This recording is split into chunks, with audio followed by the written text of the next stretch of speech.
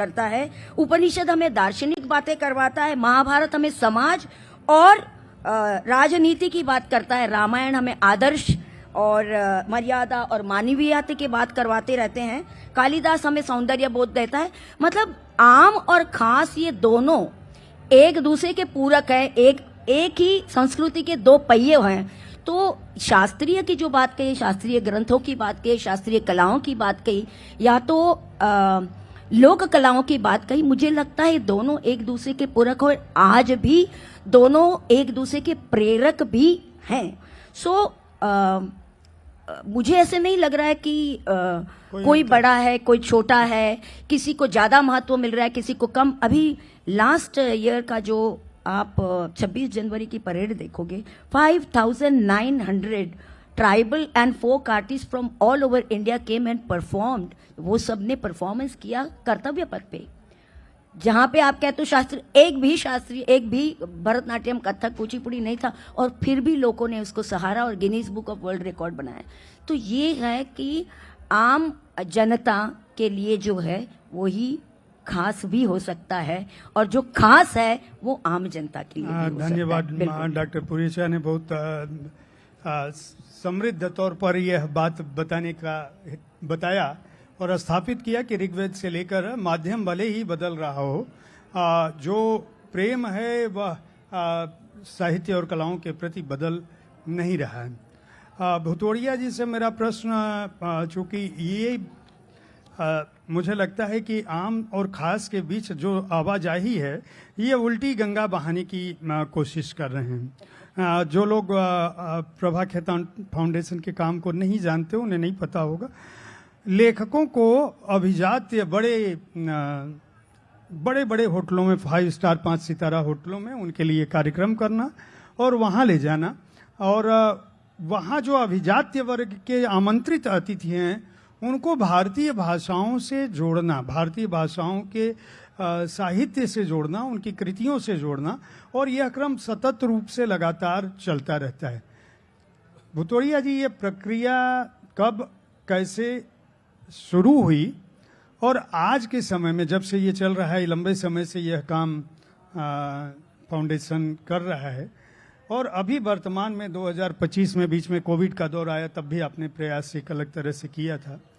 तो ये आप कैसे करते हैं, इसके पीछे प्रेरणा क्या थी और क्या क्या चुनौतियां हुई, और ये जो खास तक पहुंचाने का आपका प्रयास है, जो आर्थिक तौर पर जो समृद्ध तबका है उस तक आप साहित्य और संस्कृति को जोड़ने की जो कोशिश कर रहे हैं, उसके पीछे किस तरह का प्रेरणा और संबल और संघर्ष तीनों?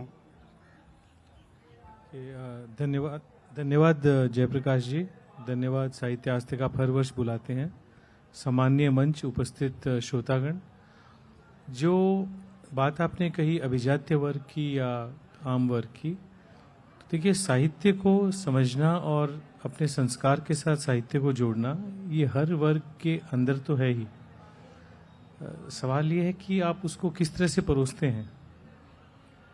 अगर आपको खाना गर्म पसंद है तो आप ठंडा खाना नहीं खाएंगे, और आपको अगर दाल में नमक ज़्यादा पसंद है तो आपको दाल सादी दी जाए तो आप सामने मेज से उठा के नमक उसमें डाल के खाएंगे। दाल आपको पसंद है तो आप खाएंगे जरूर। तो किसी भी चीज़ की आवश्यकता आपको अपनी व्यवस्था के अनुरूप, आप जिस माहौल में उस चीज़ को देखना चाहते हैं के हिसाब से अगर परोसी जाए या उस वातावरण के अनुकूल दी जाए, तो शायद आप उसको अनुग्रह करना या अनुभूति करना ज़्यादा पसंद करते हैं। तो हमने कोशिश की कि जिस तरह से अंग्रेजी के कार्यक्रम या इंग्लिश सब्जेक्ट के कार्यक्रम जिस माहौल में या जिस बैनर में या जिस व्यवस्था के तहत होते हैं, वैसे ही भारतीय भाषाओं के, क्षेत्रीय भाषाओं के कार्यक्रम या हिंदी भाषाओं के कार्यक्रम उसी तरह से किए जाएं, तो शायद जो वर्ग एक टाउन हॉल्स में या एक छोटी जगह पे जो कार्यक्रम में नहीं जाता, या जो वर्ग सिर्फ मंच पर जाने का आदी है, सुनने का आदी नहीं है, वो वर्ग भी आके श्रोताओं की तरह कार्यक्रम देखें। और उस बुटीक तरह के इवेंट में या छोटे इवेंट में हमें सफलता हासिल हुई, और वो एक शहर से शुरू होते होते आज 60 शहरों में पहुंच गया। तो इसका मतलब कि वो एक नीड तो थी ही, भूख तो थी लोगों की, आवश्यकता था कि उसको किस तरह से बुन करके तैयार किया जाए कि जो लोगों को उसकी समझ आए और लोगों को वो एक ठीक माहौल में लगे। दूसरा, जहाँ आपका आपके प्रश्न था कि कोविड के समय में, तो हमें लगा कि कोविड का समय तो एक सबसे अच्छा समय था जब हमने ऑनलाइन किया, लोग एकांत बैठे थे, लोग हमने जो ऑनलाइन जो कार्यक्रम किए उसमें भी हमें अच्छी सफलता मिली। और जहाँ तक क्षेत्रीय भाषाओं की जो हमारे पास संघर्ष की जो बात थी, सबसे ज़्यादा संघर्ष हमें करना पड़ा है, सबसे ज़्यादा हमें जो एक समस्या आई वो हमें क्षेत्रीय भाषाओं के किताबों को लेकर आई। जैसा जो हमारे कार्यक्रम के बारे में जानते हैं कि हम कार्यक्रम के बाद किताब, जिस भी ऑथर की जो किताब होती है वो हम दर्शकों को देते हैं। तो क्षेत्रीय भाषाओं का जो सेक्टर है, जो क्षेत्रीय भाषाओं की जो पब्लिकेशन इंडस्ट्री है, आप मतलब ये तो मतलब कबूल करने में हमें कोई हिचकिचाहट नहीं होनी चाहिए कि अंग्रेजी भाषाओं के सामने हिंदी भाषाओं की जो पब्लिशिंग इंडस्ट्री है वो डेफिनेटली बहुत डिसऑर्गेनाइज सेक्टर है। वो चाहे आप मार्केटिंग बोलिए या प्रिंटिंग बोलिए या पब्लिशिंग बोलिए, उसके सामने जो क्षेत्रीय भाषाओं की जो एक इंडस्ट्री है वो बहुत ही ज़्यादा डिसऑर्गेनाइज्ड है। अगर ऑथर का कोई गीत बहुत ज़्यादा पॉपुलर है लेकिन वो गीत अगर उस किताब में छपा हुआ है तो ऑथर के पास भले 2-4 पुरानी प्रतियां मिल जाएं, उसको खरीद आप नहीं सकते हैं। तो कई कार्यक्रमों में हमें उनकी फोटोकॉपी करके लोगों को वो देनी पड़ी। तो ये एक जरूर हमें संघर्ष की स्थिति प्राप्त हुई। और कई बार ऐसा भी हुआ कई शहरों में कि उस ऑथर को लगा कोई मजाक कर रहा है कि उसको कोई पटना बुला रहा है गांव से, या उसको राजस्थान के गांव से जयपुर बुला रहा है उसके कार्यक्रमों के लिए। उनको लगा कोई मजाक से उसको फोन कर रहा है, उसका मजाक बना रहा है कि उनको कौन बुलाएगा, और वो भी 5 सितारा होटल में कौन उनके कार्यक्रम के लिए बुलाएगा। ऐसा वास्तव में हमारे साथ हुआ कि उसको लगा मजाक किया जा रहा है इसलिए वो आया ही नहीं। तो स्थिति ऐसी है। ये कई शुरुआती दौर में हमारे साथ ऐसा हुआ, लेकिन अब वो सामान्य हो गया। धन्यवाद जी। बल जी, जहाँ से बात शुरू हुई थी आपने जगन्नाथ जी की माटी से आने की बात कही, और आपकी जो किताब है गजपति, वह यह बताने की कोशिश करती है कि इस धरती पर एक ऐसा भी राजा है जिसके पास कोई राज्य नहीं है। मैं चाहूँगा कि इस कहानी को, चूंकि पुस्तक अंग्रेजी में है और भारतीय भाषाओं में नहीं आई है, इसके लिखने की वजह क्या थी और इस किताब का जो मूल कथानक है उसे अगर बता पाएं तो हमारे दर्शकों को बताएं, क्योंकि उनकी रुचि इसमें होगी। क्योंकि आपका प्रयास एक तरफ वह खास भी है और दूसरी तरफ बहुत अहम भी है। धन्यवाद। मैंने ये किताब Gajapati a king without A kingdom, ये 2022 में लिखा है, ये पब्लिकेशन हुआ। आपने पूछा इस किताब लिखने के पीछे क्या प्रेरणा है। एक्चुअली उड़ीसा में, मैं जैसे गांव में जन्म हुआ था, उड़ीसा में एक प्रथा है कि जब जन्म का बाद एक कुंडली, जन्म कुंडली जिसको बोलते हैं हॉरोस्कोप जातक, ये जातक मेरा गांव का जो पंडित है उसने बनाया था। मैं बाद में जब मेरा जातक को देखा, उसमें मेरा पिताजी माताजी डेट, लूनर मंथ का हिसाब से डेट, टाइमिंग, ये सब मेंशन है। लेकिन इसमें यह भी मेंशन था कि गजपति बीरोकिशोर देव का इतना अंक, मतलब the reigning king of Orissa and the regnal year, that is also mentioned. मुझे बाद में पता चला कि this is a tradition. When a child is born, his horoscope is made, then in that horoscope the reigning Gajapati and his renal year, that is mentioned.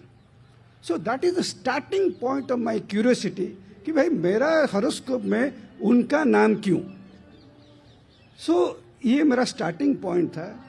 और then this Gajapati as an institution, as an individual, that became a matter of intrigue and matter of interest for me. तो इसलिए मैंने लिखा। और बहुत कहानी है, लेकिन this is the starting point.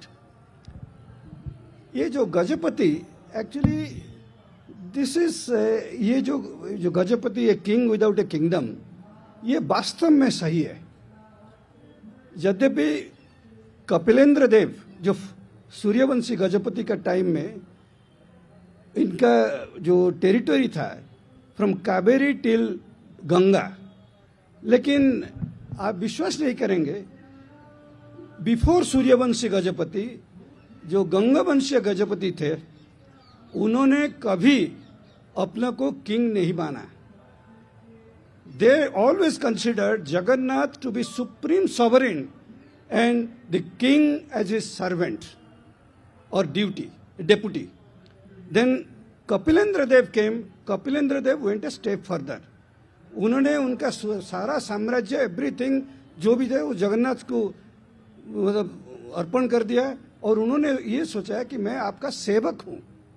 इसीलिए ये जो कंसेप्ट ऑफ आद्य सेवक, गजपति being the आद्य सेवक, that has come into picture. So this is a very unique culture जहां king, the Gajapati has a dual dimension. He is a king as well as a servant. ये कहीं कोई मैंने I have not seen any parallel in any literature.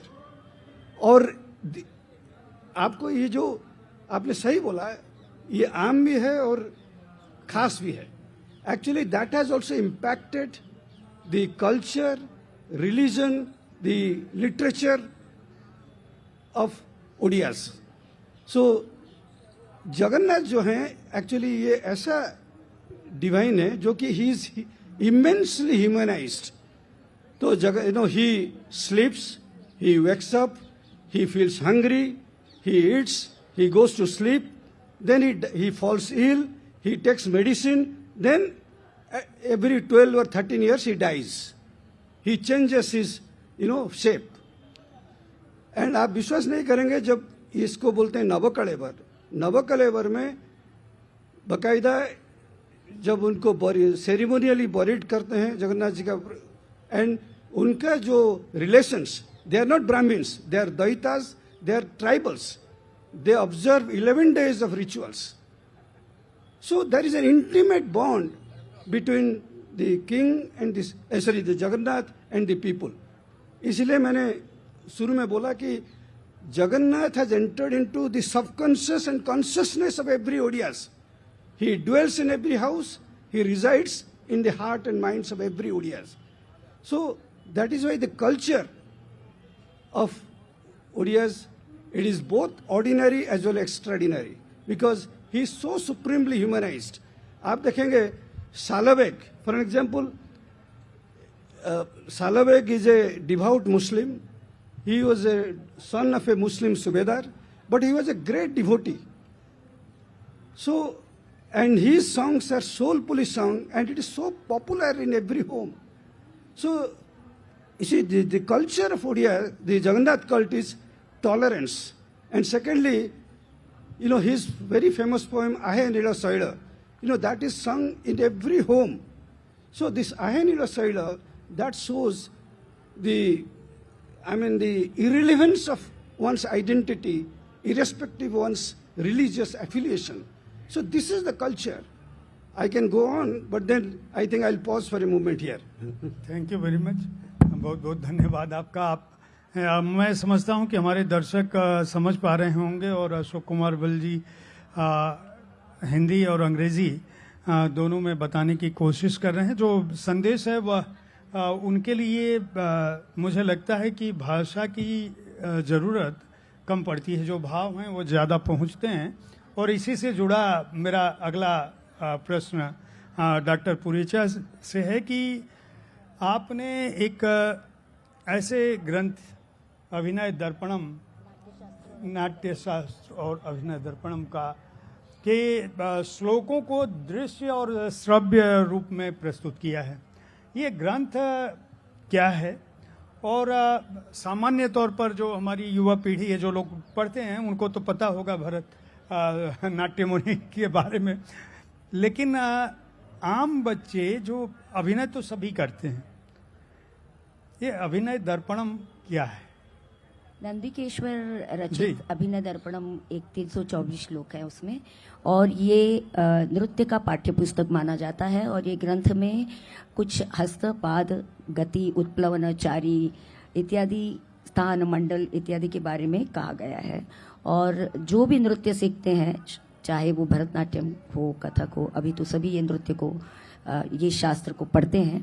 और पाठ्य पुस्तक का नृत्य मंचन करना है बहुत कठिन होता है। आप कोई स्टोरी हो तो स्टोरी दिखाने के लिए आप राम लक्ष्मण सीता कर दिया, पूरी स्टोरी दिखा दी, पर जब पाठ्य पुस्तक होता है तो आपको पहली वो संज्ञा होती है, वो डेफिनेशंस होती है, और डेफिनेशन के बाद उसका विनियोग होता है। तो बस उतना ही, वो बहुत रुक्ष है, मगर रुक्ष को भी अगर आपको लोगों तक पहुंचाना है तो ये मेरे गुरु आचार्य पार्वती कुमार जी ने कल्पना थी। वो 1940s में उन्होंने अपनी पत्नी को, 50s में अपनी पत्नी पर प्रयत्न किया, नहीं हुआ, फिर 2 और शिष्यों पर प्रयत्न किया, नहीं हुआ, फिर मैं उनको 1970s में मिली तो 1980s में उन्होंने ये नृत्य मंच मुझ पर शुरू किया। कुछ 5-6 साल ये नृत्य मंचन को कंपोज करने में लगे, और उसके बाद उसके बहुत सारे परफॉर्मेंसेस हुए। पहला परफॉर्मेंस यहीं दिल्ली में ICCR में 1985-86 में हुआ, और विश्व की एक में वो नृत्यांगना बनी कि आज भी उसका आर्काइवल भी हुआ है, IGNCA में उसका आर्काइवल है।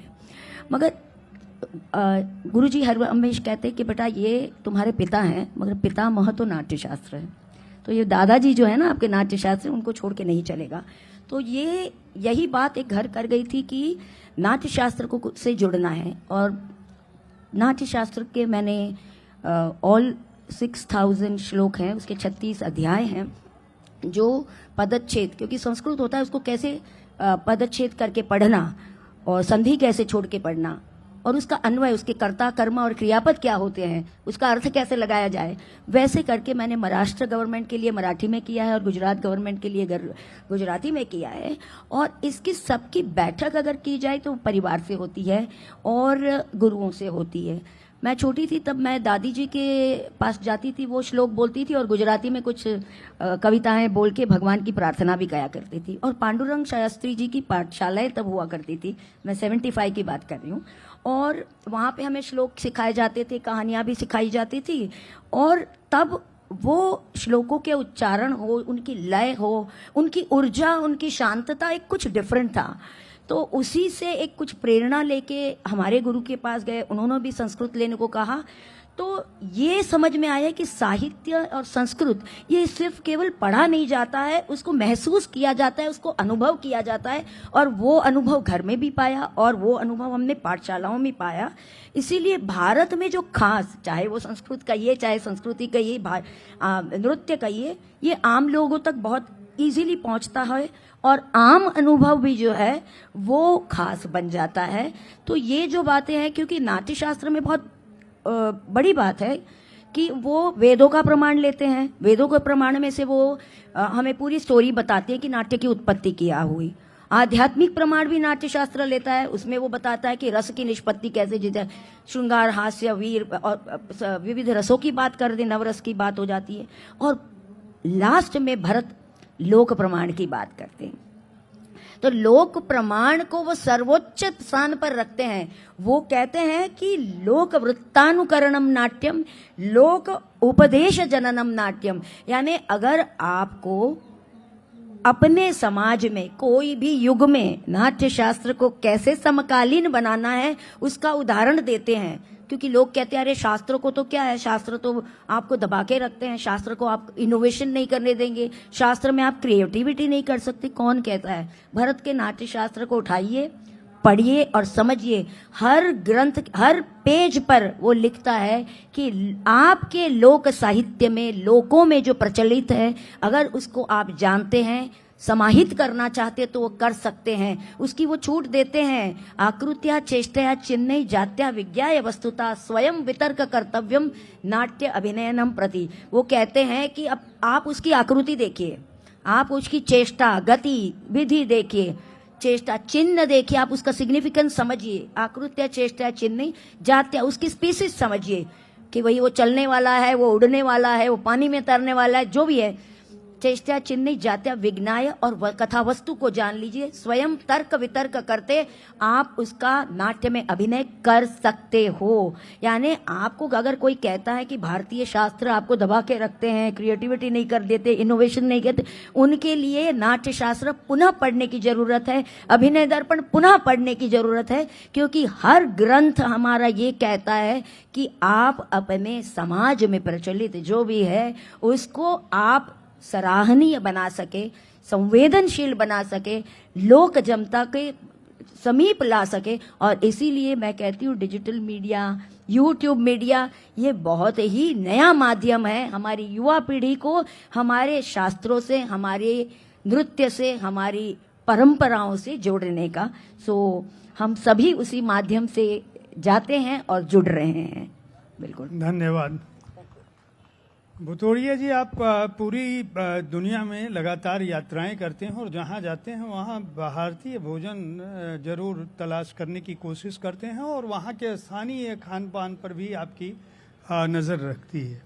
और आपने जो यात्राओं पर या कोलकाता पर जो पुस्तक लिखी, उनमें एक बात पर बहुत आपका बल है कि ये जो हमारी संस्कृति का जो विकास है, उसका एक माध्यम जो है वह, कहीं भी संस्कृतियों के विकास का जो माध्यम है वह खान पान है, भोजन है।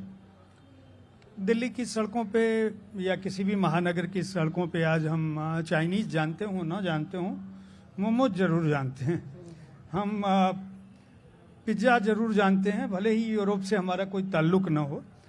मसाला डोसा दक्षिण भारत का यहाँ जरूर है, हिंदी इसी तरह से लिट्टी चोखा भी चारों तरफ प्रचलित है। ये जो आपके दिमाग में यह प्रयास है और आप इस बात को जिस रूप से स्थापित करते हैं, आप बार बार इस बात को कहते हैं, आपको ये कैसे लगा कि नहीं ये खान पान का एक क्षेत्र ऐसा है जिसको मुझे इसको तलाशना भी चाहिए और इसके बारे में बताना भी चाहिए? देखिए, ऐसा है कि आप एक पूरा इतिहास देखें तो इतिहास से वर्तमान तक भारतीय फिल्में, भारतीय मतलब पोशाक की एक संस्कृति और भारतीय खान पान, ये तीनों चीज़ें अप्रवासी भारतीय अपने साथ ले गए। वो जहाँ भी गए, अब तो आप मान लीजिए कि जो प्रमुख भारतीय देश हैं, अब आप लंदन बोलिए, सिंगापुर बोलिए, दुबई बोलिए, जहाँ पे अप्रवासी बहुतायत में हैं, वहाँ पे तो ये चीज़ें आम हैं।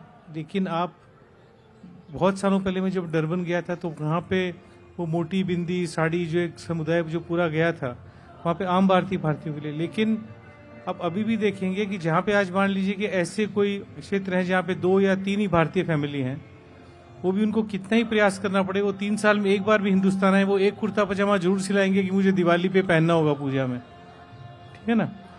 तो उसी तरह से भारतीय खान पान जो है, जैसे मैं एक दुनिया के 10 अच्छे रेस्टोरेंट्स में से मुझे याद है कि ब्राजील में साओ पालो के एक रेस्टोरेंट का नाम आया था, तंदूर का, 10 भारतीय भोजन के रेस्टोरेंट। लेकिन साओ पालो में कोई भी ग्रोसरी शॉप नहीं है, कोई भी मिर्च मसालों की दुकान नहीं है। तो मैंने उनके ओनर से गया पूछा कि आपके इस रेस्टोरेंट में जब जहाँ पर यहाँ पे ये मिलता ही नहीं है राशन, तो आप कैसे मंगाते हैं? उन्होंने कहा हम रियो से मंगाते हैं और मेरी जो 2 लड़कियाँ रहती हैं अमेरिका में, वो जब भी आती हैं बक्से में मिर्च मसाले ले आती हैं। ऐसे चाइना में जहाँ पे मिर्च मसाले नहीं आते हैं, वो लोग हांगकांग से जो एक रूट है वहाँ से मिर्च मसाले आते हैं। तो संस्कृति का एक बहुत ज़्यादा माध्यम, अपनी संस्कृति का जीने का माध्यम खान पान निसंदेह है। खाली भारतीय संस्कृति नहीं, चाहे कोई भी संस्कृति हो, क्योंकि आप कहीं पे भी जाइए, आज आप स्टूडेंट देखिए, वो लोग हॉस्टल्स में रहते हैं, ये रहते हैं, तो उनके लिए अपने आप इजाद हो गया ना, वो दाल भी पैक हो मिल जाती है, हर चीज़ खाना पैक हो जाता है, गर्म किया खा लिया। उसके बाद आजकल वो नाइट्रोजन प्लस मशीनें आ गई हैं जिसमें आप पूरा का पूरा भोजन पैक करके ले जाइए, वो 15 दिन खराब नहीं होगा। मेरा कोई भोजन का जो प्रयास इसलिए नहीं कि मैं खुद दाल चावल खाए बिना दिन में एक बार खाना ही पड़ता है, मैं रह नहीं सकता हूँ, वेजिटेरियन हूँ, तो उसको खोजने के लिए कि कहाँ पर वो मिलेगा, वो अपने आप ही एक सिलसिला बन गया कि जहाँ मिलेगा उसको ढूंढो, कितने ही किलोमीटर जाना पड़े विदेश यात्रा में। तो वो उसके लिए वो एक किस्से बनते गए, तो उसको किताबों में लिख दिया, तो वो एक पढ़ने का दस्तावेज भी। कई लोग फोन भी करते हैं, गूगल भी करते हैं उसको कि हाँ उनकी इस लिखे मिल जाएगा कि कहीं किसी देश में फंस गए तो वहाँ भारतीय खाना कहाँ मिलेगा, तो उस किताब को रेफर कर लो। फिर अब तो लेकिन मिल जाता है, 10 साल पहले की बातें अलग थी, अब तो हर जगह मिल जाता है, ऐसी कोई समस्या नहीं है। ठीक है। अशोक बल जी, आपने संस्मरणों पे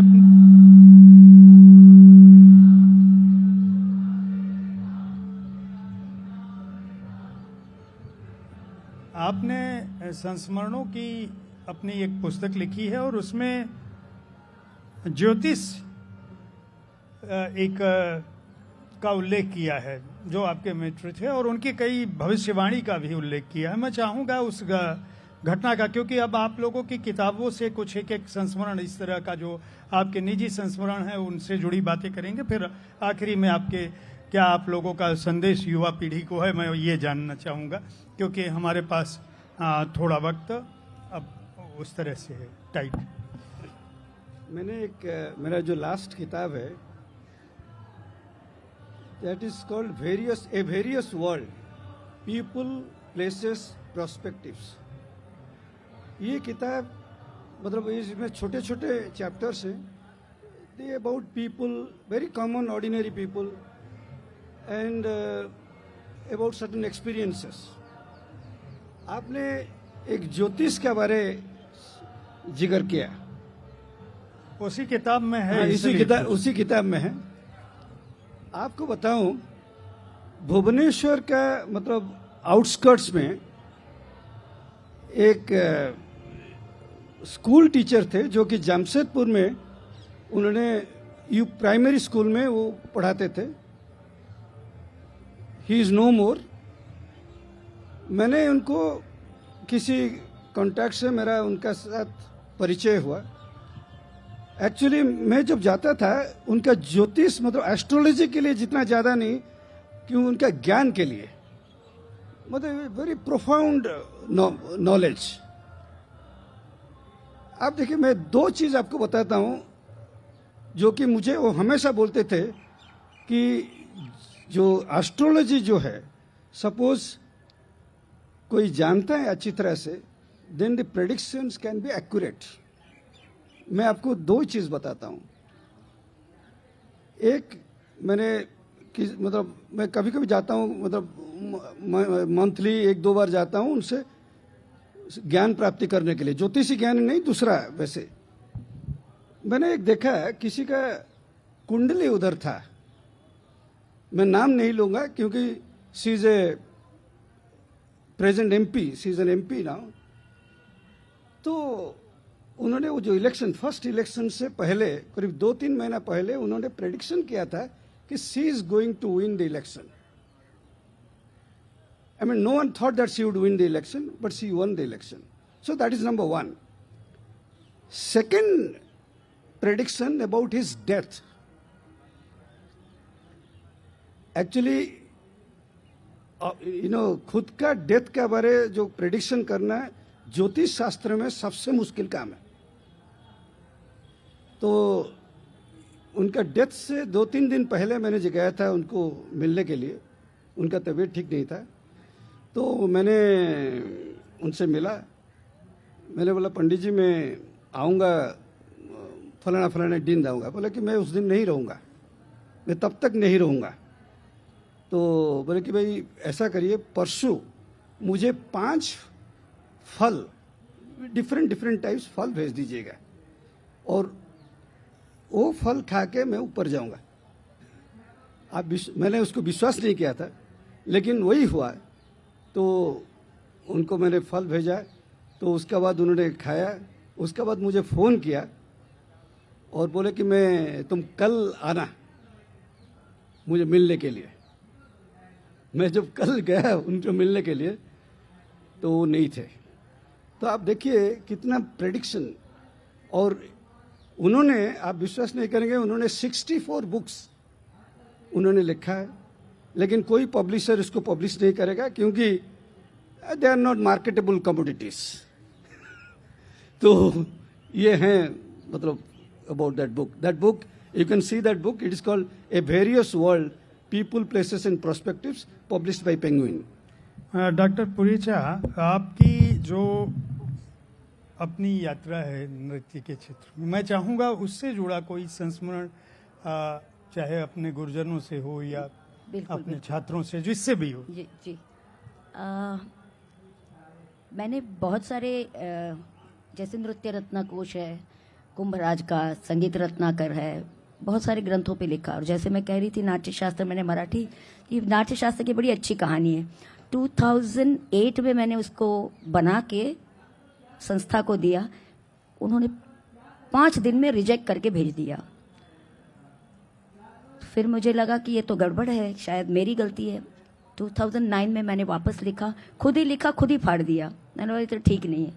2010 में वापस लिखा, पहला अध्याय दूसरा अध्याय खुद ही लिखा, खुद ही फाड़ दिया, क्योंकि खुद ही को समाधान नहीं हो रहा था। तो ये आत्मा की आवाज़ होती है जब आप लिखने बैठते हो ना। तो और 2011 में मैंने वो सबमिट किया और बिल्कुल मुझे आदर सत्कार के साथ बुला के उन्होंने कहा क्या क्या काम किया है, बहुत सुंदर काम किया। मतलब ये होता है कि आप अपनी भावनाओं को किस शब्दों में पेश करते हो और कैसे लिखते हो, ये जब आपको अंतरात्मा को समझ आती है और खुशी होती है तो वो लोगों तक पहुंच जाती है। और मुझे और एक खुशी की बात है कि NCERT की अभी जो न्यू एजुकेशन पॉलिसी की जो बुक्स बन रही हैं, 8 बुक्स, उसकी भी मैं चेयरपर्सन हूँ।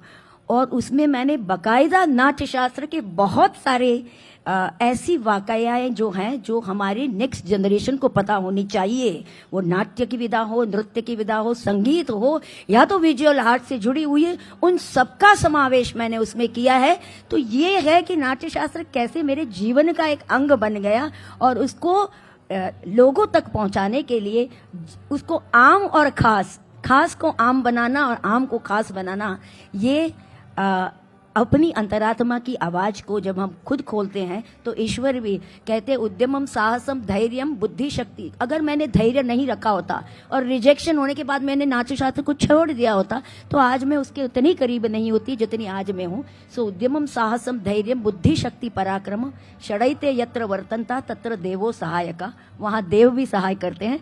देखो पूरे हिंदुस्तान की नई युवा पीढ़ियों को भी इसका रसपान मिले, इसका ईश्वर ने प्रयोजन कर दिया। कोई एक कहानी बता दीजिए ताकि हमारे दर्शकों को नाट्य शास्त्र से आपकी पूरी उस जो संस्कृत वांग्मय की बिल्कुल, कोई एक बिल्कुल। कहानी जो आपके लिए प्रेरक रही हो। बिल्कुल बिल्कुल।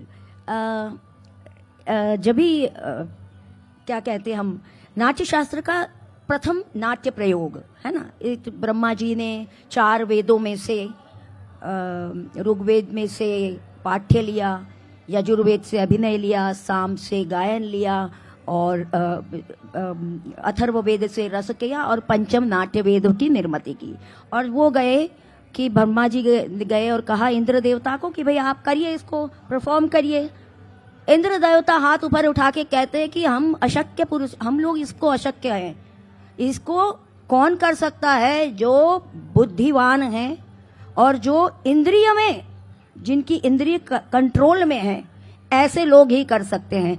यानी उन्होंने ये काम भरत मुनि और उनके 100 शिष्यों को दिया। तो यहाँ पे बहुत इम्पोर्टेंट बात है कि जो मुनि ऋषि मुनियों के इंद्रिय कंट्रोल में है वैसे कलाकार हैं। कलाकार को हम कलाकार को क्या मानते हैं? अरे तो कलाकार है, करके चला जाएगा। नहीं, क्यों? वो सोई सोई भाव दिखावई आपू न होई सोई। सब भाव दिखाने के बाद में भी वो अंतरात्मा या आत्मा या तो वो कैरेक्टर अलग है, वो कैरेक्टर वो खुद नहीं है और फिर भी वो राम है, फिर भी वो कृष्ण है, फिर भी वो ये स्थान उन्होंने यानी नाट्य शास्त्र में कलाकारों को दिया गया है। दूसरी बात है, ये कलाकार बहुत महत्व का स्थान रखता है। दूसरी बात थी कि जब प्रथम प्रयोग नाट्य प्रयोग कहा गया तो भाई कहा गया रुक जाओ, इसमें तो स्त्रियां नहीं है, कैशिक वृत्ति नहीं है। तो इसका मतलब है स्त्रियों को पुरुष के समान अधिकार दिए गए थे नाट्य वेद के समय भी। स्त्रियों का पात्र करे, पुरुष का पात्र करे, इसीलिए उर्वशी रंभा मेनका जन्म किया गया और स्त्री को स्त्री के पात्रों का वर्णन। मगर जैसे जैसे युग भी तो स्त्री बहुत समान थी। तो ये सब जो बातें नाट्य शास्त्र की हैं वो बहुत टच करती है। लोग उस तरह पढ़ते नहीं है, लोग उस तरह उसको पढ़ाते नहीं है और इसलिए कहते हैं कि अरे नाट्य वेद तो बिल्कुल पुराने जमाने की बात करता है। परसों ही मैं कोई स्टेज पर 26वें अध्याय 22वां सामान्य अभिनय में उसमें शीलाएं दिखाई गई हैं। शीला मतलब है कि नृत्य में सामान्य जीवन में एक लड़की चल रही है, वो गज गति से चल रही है, कोई स्वान गति से चल रही है, कोई और उसके सामान्य लक्षण, उसको उन्होंने संभोग के साथ जोड़ के उसको बिल्कुल पूरे अध्याय को विनाशक बना दिया। हमने पूरा प्रयोगात्मक नृत्य, जब नाट्य शास्त्र का मंचन होता है तो हम ये शिलाओं को प्रदर्शित करते हैं और शिलाओं को जीवंत करते हैं कि शिलाएं ये हमारी नायिकाएं हैं, हमारी नायिका में रहे हुए भावनात्मक संवेदनात्मक प्रदर्शन है। ये बातें जब नाट्य शास्त्र जुड़ती हैं कि नाट्य शास्त्र प्रदर्शन का जो युग चला आ रहा है, ये युग को समझिए, ये युग में भी वो सार्थक है, आगे वाले युग में भी वो सार्थक रहेगा, मगर उसको पढ़ने वाला, उसको समझने वाला, उसको समझाने वाला योग्य व्यक्ति चाहिए, ऋषि तुल्य व्यक्ति चाहिए, तो ही आप उसको समझ पाएंगे। धन्यवाद। आपने बहुत ही आसान शब्दों में भरत मुनि के नाट्य शास्त्र से जो कहानी बताई, मुझे लगता है कम से कम ये कहानी जरूर समझ में आ रही होगी, बाकी चीजें समझ में जिस रूप में भी पहुंचे। भुतोड़िया जी, आपने अलग अलग विषयों पे अलग अलग तरह से किताबें लिखी हैं, फोटोग्राफी का भी शौक रहा है, वन्य जीवन में घूमने का भी। मैं चाहूँगा कोई ऐसा संस्मरण जो या तो किताब में हो या किताब में आने से रह गया हो, लेकिन जो याद हो आपको कि यह बात आज की पीढ़ी को इसलिए भी बताई जानी चाहिए कि ऐसा भी होता है। कुछ भी सुन, वैसे तो बहुत से संस्मरण मैं ये इसीलिए कह रहा हूं, मुझे पता है कि बहुत सारे होंगे।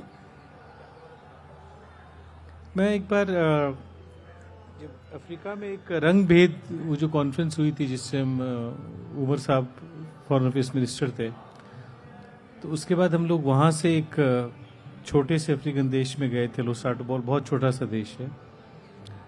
तो वहाँ पे लोकल कम्युनिटी ने कहा, आपको पता होगा एक वो गिरिबिटिया पुस्तक में भी जिक्र है कि जो बहुत बड़ी एक इंडियन कम्युनिटी जो गई थी वहाँ पे, जो बरसों से आई नहीं यहाँ पे, तो उन्होंने कहा हमारे यहाँ एक छोटा सा मंदिर है जहाँ पे, मैंने लिखा भी इस बात को, जो जिस मंदिर में एक शंकर भगवान की मूर्ति है, आप वहाँ दर्शन कर लीजिए। तो मुझे घूमने का शौक था और बहुत, तो हम लोग गए वहाँ पे। तो वो जिस मूर्ति का, या मूर्ति जो उन्होंने बना रखी थी, उन्होंने कही थी हमारे यहाँ पे जो मूर्ति है पुरानी, वो वास्तव में शंकर भगवान की मूर्ति नहीं होके काली माता की मूर्ति थी। और चूंकि उनकी वो जिह्वा बाहर रहती है, इसलिए वो उसको शंकर भगवान की मूर्ति मान के उसकी पूजा कर रहे थे बरसों से उस गांव में, अफ्रीकन गांव में, जो वहाँ की भारतीय कम्युनिटी और जो मिक्स लोग हुए थे। पर वो इतनी श्रद्धा से उन्होंने वहां पे उस पे वो ओम नमः शिवाय और वो सब जो लिख रखा था कि मुझसे उनको कहा नहीं गया कि ये शंकर भगवान की मूर्ति नहीं है, ये काली माँ की मूर्ति, आप लोग इसको गलत पूजा कर रहे हैं। तो कई बार ऐसे हो जाता है, आप जानते हुए भी सच बोल नहीं पाते हैं क्योंकि इतना लोगों का उस पर विश्वास और इतना ये हो जाता है। तो ये कई संस्मरण है ऐसे यात्राओं के, लेकिन ये एक संस्मरण है जो कई बार याद आ जाता है। कोलकाता पर आपकी जो किताब है कोलकाता, उसमें से कोई एक बात। कोलकाता वाली किताब में से कई संस्मरण, जैसे मैंने आरएसवीपी कल्चर पे बहुत लिखा है, जो इस देश में आज भी एक समस्या है कि हमारे आरएसवीपी बहुत कम लोग करते हैं, ठीक है ना। वो आरएसवीपी, पहले तो लोग में आरएसवीपी में लोग भाई चाचा भतीजा सबके नाम लिख देते हैं, जो कि गलत है। आरएसवीपी फ्रेंच डिक्शनरी से आया है, जिसका मतलब है कि आरएसवीपी में आप ये बता दें कि आप आएंगे कि नहीं आएंगे, तो सामने वाला उस तरह से अपनी व्यवस्था कर ले, या आप वेज हैं नॉन वेज हैं क्या आपका है। अब यहाँ आरएसवीपी में आप देखेंगे शादियों के कार्ड में एक परंपरा है कि उसमें सब बच्चों का नाम, रिश्तेदारों का नाम वो लिख दिया जाता है, जो गलत है। लेकिन अगर आरएसवीपी में कोई लिख भी देता है कि ये तारीख है, इस तारीख तक बता दें, तो लोग उसकी परवाह नहीं करते हैं कि ठीक है जाना तो जाएंगे, नहीं जाना तो नहीं जाएंगे। तो उससे आयोजक को कितनी तकलीफ होती है ये कोई नहीं समझता है। इसका मैंने कैलकाटा स्केप में जब लिखा बहुत सालों पहले, और मैंने साथ में उसमें 2-3 कार्यक्रमों का जिक्र किया जिसमें कि कुछ लोग आ गए और जिनके लिए प्रथम पंक्ति में व्यवस्था नहीं थी, और उससे आयोजकों को कितनी हुई कि किसको उठाए या उनको बैठाए, और वो लोग खड़े रहे कि किसको उठाया जाएगा, और जो बैठे थे उठे नहीं कि हम क्यों उठे। तो वो भी काफी उस वक्त उस किताब में जब वो आर्टिकल छपे तो उसको लेके काफी लोगों को मलाल रहा कि क्यों लिखा गया ये।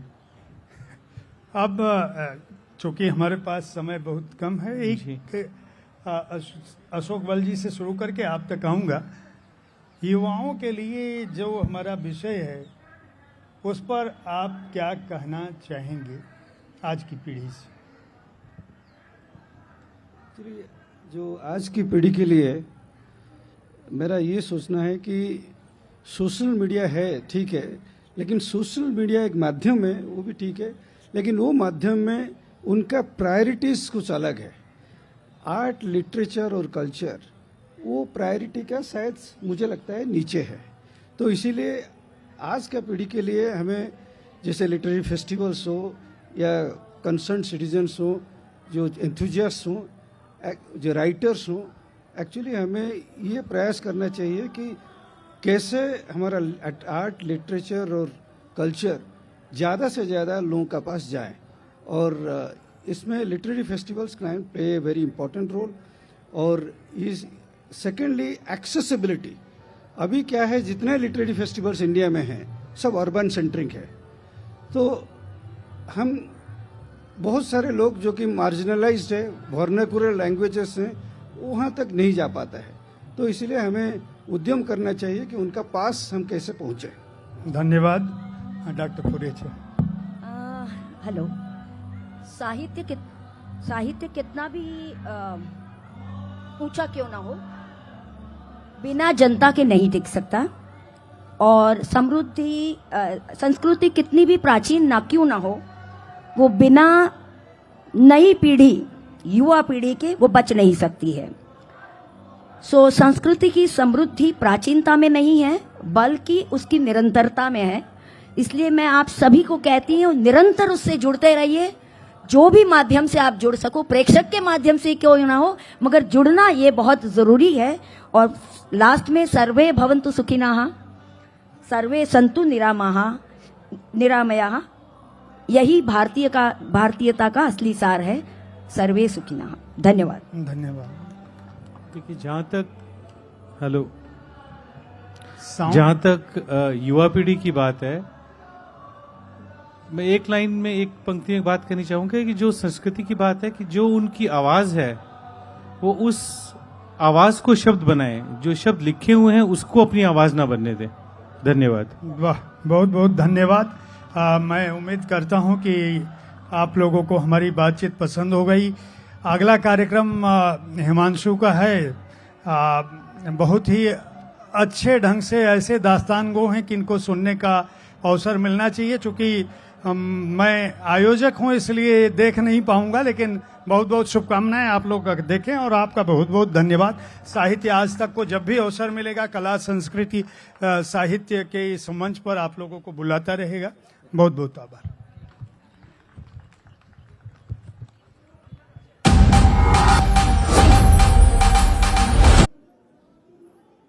नमस्कार।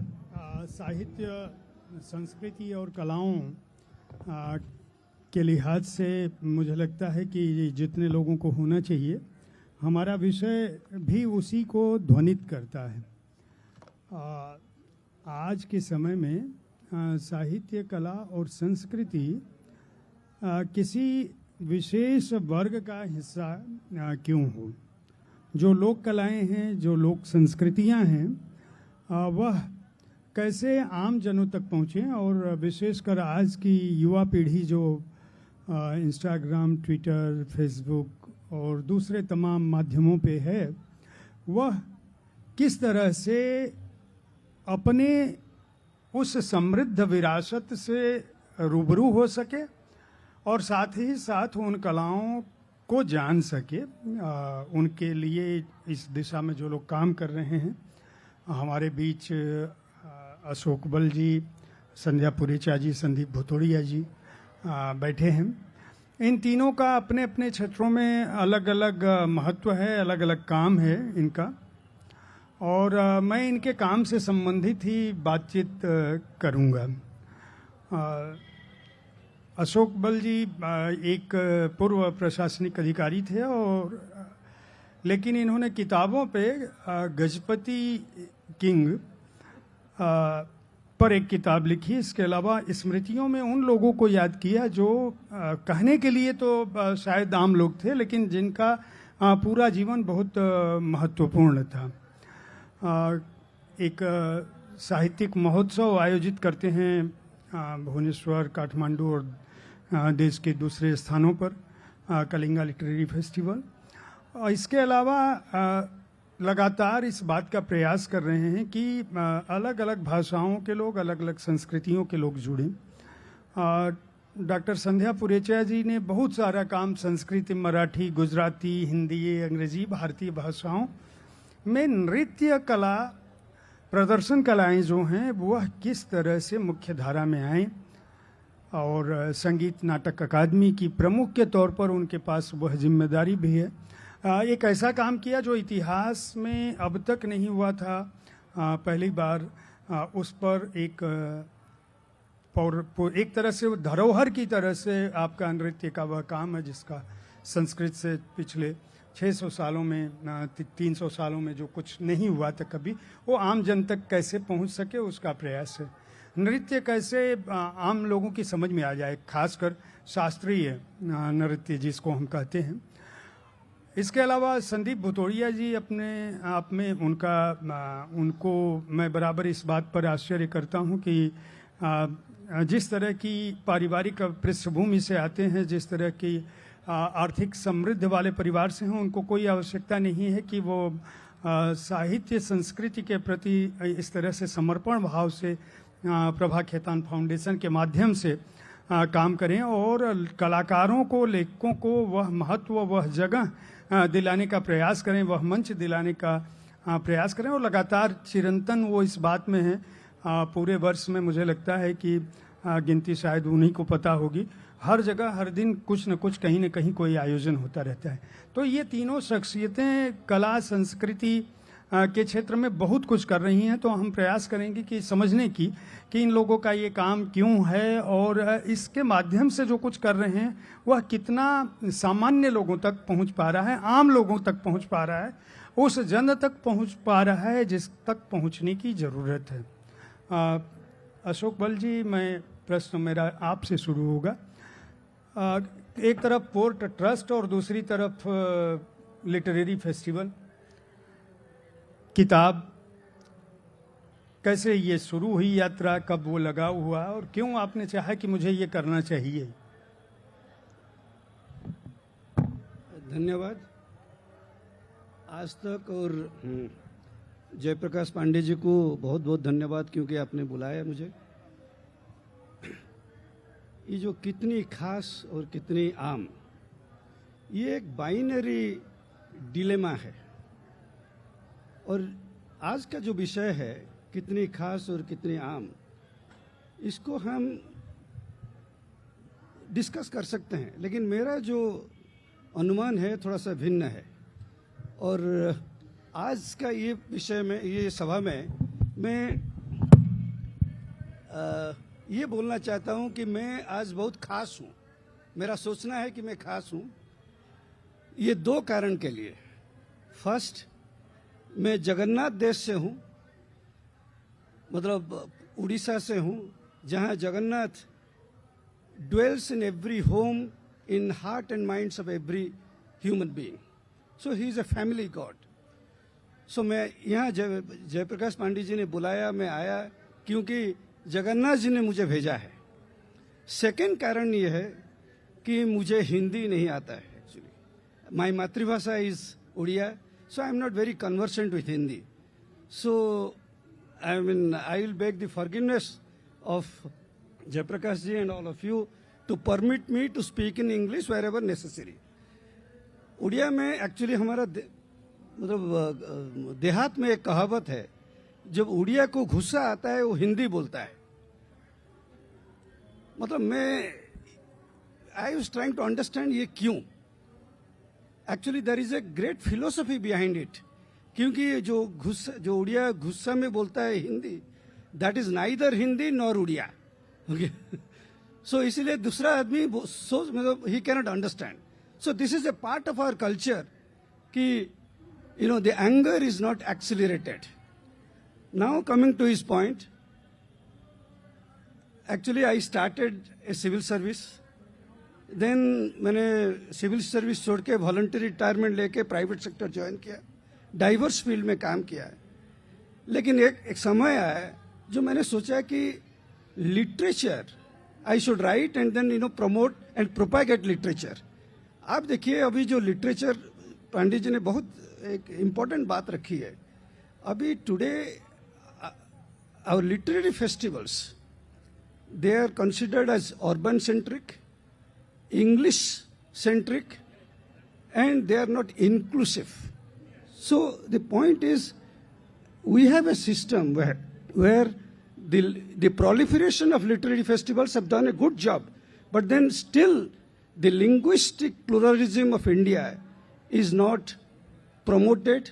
We still are in silos. So that is the objective behind which, we have started a literary festival and we are trying to make it a multilingual platform. So इसके बारे में और भी बोल सकता हूँ. I think let us give the others to reflect. Thank you. Doctor Purecha ji, शास्त्रीय नृत्य, शास्त्रीय संगीत और संस्कृत आज के बच्चों को, युवा पीढ़ी को लगता है कि ये कहीं दूसरे लोग की कलाएं हैं, दूसरे लोग का प्रदर्शन है.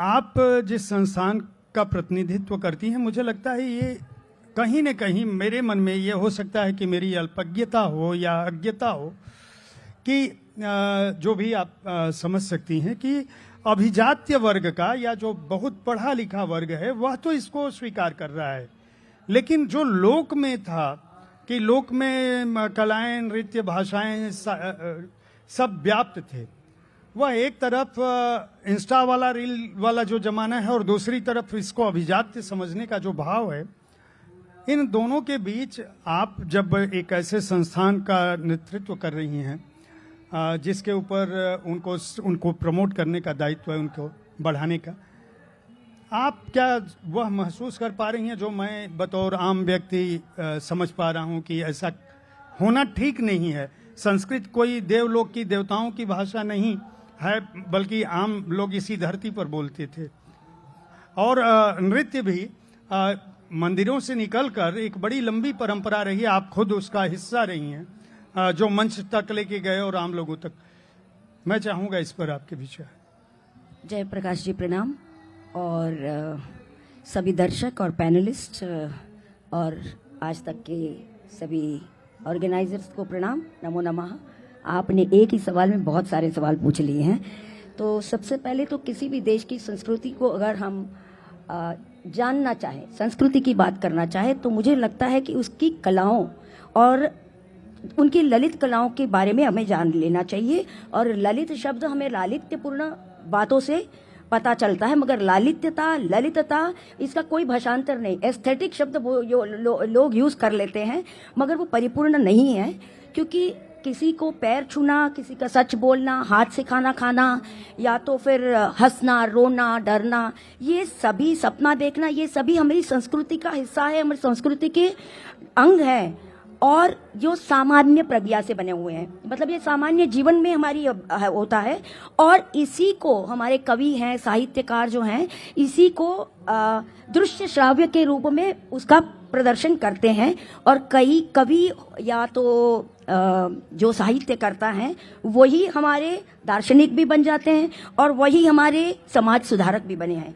तो यही बातों को कलाकार जो है, कवि की बातों को, या तो जो कुछ लेखक ने लिखा है, नाट्य में लिखा है, वो जनमानस तक पहुंचाने की कोशिश करता है. और कलाएं रसो वही सहा, रसो वही सहा मतलब रस पर ब्रह्म है, ब्रह्मानंद सहोदर है, खुशी देती है, आनंद देती है, सिर्फ मनोरंजन नहीं, तो उसके परे जाके कुछ ऐसा देती हैं. ये हमारी भारतीय कलाओं की परिभाषा है. तो चाहे वो लोक हो या साहित्य हो, चाहे वो आम हो या खास हो, चाहे वो सामान्य हो या विशिष्ट हो, चाहे वो शास्त्रीय हो या लोकधर्मी हो, नाट्यधर्मी हो, ये सभी बातें हमें सौंदर्य शास्त्र में साधना से प्राप्त की जाती है. और यही कलाएं, यही साहित्य वो अकेला नहीं जाते, वो हमेशा समाज को साथ लेके चलते होते हैं. तो अभी आपने जो कहा कि भाई युग आ गया है, बहुत फास्ट फॉरवर्ड का युग आ गया है, डिजिटल युग आ गया है, तो मैं समझती हूँ माध्यम बदल गया है. ये यहाँ पे ये नहीं कह सकते कि हमारी युवा पीढ़ी शास्त्र से दूर है, संस्कृत से दूर है.